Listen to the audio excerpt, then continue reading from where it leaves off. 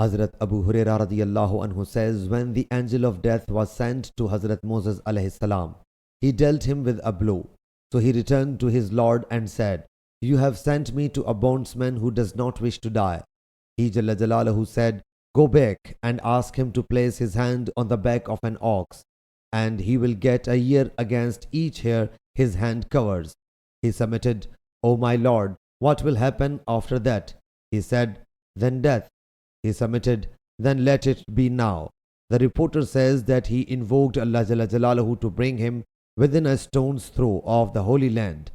Hazrat Abu Huraira radiyallahu anhu says that Allah's Apostle sallallahu alaihi wasallam said, "If I had been there, I would have shown you his grave beside the road below the Red Mound."